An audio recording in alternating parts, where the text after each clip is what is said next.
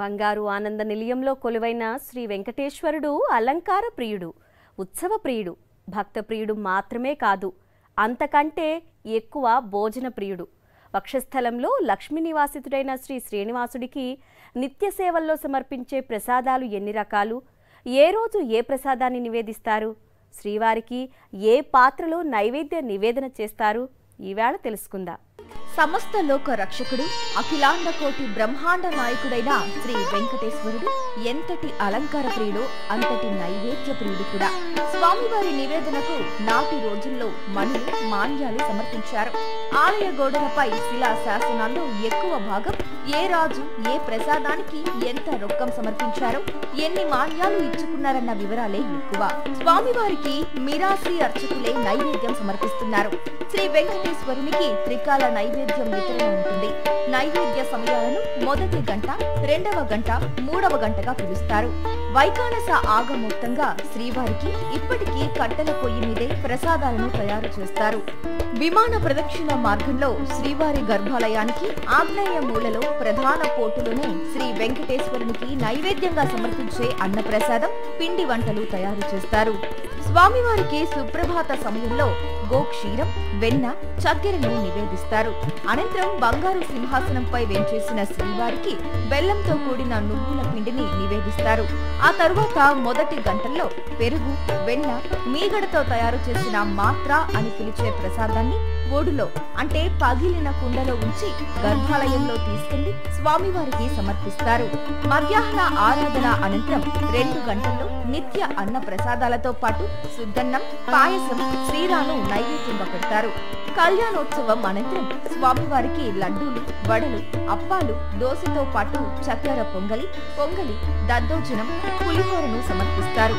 ఆ తరువాత డోలోత్సవంలో సహస్ర దీపాలంకరణ, సేవలో చక్కెర, గసగసాలు, కలకండ, జీడిపప్పు, బాదం పప్పు, ఎండు ద్రాక్ష, ఎండు కొబ్బరితో తయారు చేసే పంచాకజ్జయం అనే ప్రసాదాన్ని సమర్పిస్తారు.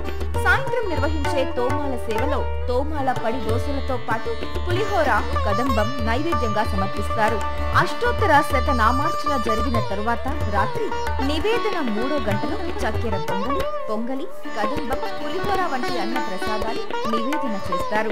అనంతరం తిరువీసం గంటలో చక్కెర పొంగలి నివేదిస్తారు.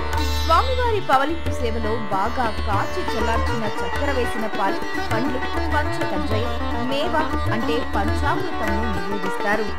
కులశేఖరపడి బయట విశేషమైన అన్న ప్రసాదాలు, ఇంటి నివాసాన్నం అంటే పులిహోర, ముద్దాన్నం అంటే మిరియాలు, నెయ్యి కలిపినటువంటి పొంగలి, మిరియాల పొంగలి విశేషంగా నైవేద్యం. తర్వాత కదంబము, వివిధ రకాలైన కూరగాయలతో కదంబాన్ని తయారు చేసి స్వామివారికి. అట్లాగే దద్దోజనం, పెరుగన్నంలో తిరగమాత్ర వేసి ఈ దద్దోజనం అనే ప్రసాదాన్ని, అలాగే బెల్లంతో తయారు చేసిన పొంగలి, బెల్లం పొంగలి, సాకరేపాకు, ఇట్లాంటి ప్రసాదాలన్నీ కూడా ప్రాతకాల ఆరాధన స్వామివారికి నైవేద్యంగా సమర్పిస్తారు. శ్రీవారికి ప్రతి సోమవారం నిర్వహించే విశేష పూజలో పెద్ద వడలు, లడ్డూలు అన్న ప్రసాదంగా నివేదిస్తారు. బుధవారం నిర్వహించే సహస్ర కలశాభిషేకంలో క్షీరాన్నంతో పాటుగా నిత్యం సమర్పించే అన్న ప్రసాదాలను నైవేద్యంగా పెడతారు. గురువారం జరిగే తిరుప్పావై సేవలో 420 కేజీల బియ్యంతో తయారు చేసిన పులిహోరను రాసులుగా అమర్చి నివేదిస్తారు. చాటంత పెద్ద జిలేబీలు, మురుకులు తిరుప్పావై సమయంలో నివేదన చేస్తారు. శుక్రవారం నాడు పోలీలు, సుగీలను స్వామికి సమర్పిస్తారు. ఇక ఆదివారం నాడు ఆదివారం ప్రసాదం అనే చలిపిండి ప్రసాదాన్ని ప్రత్యేకంగా నివేదిస్తారు.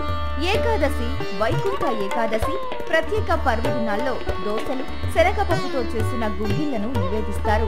పెసరపప్పు పన్నారం, పానకంను ప్రత్యేక నైవేద్యంగా స్వామివారికి సమర్పిస్తారు.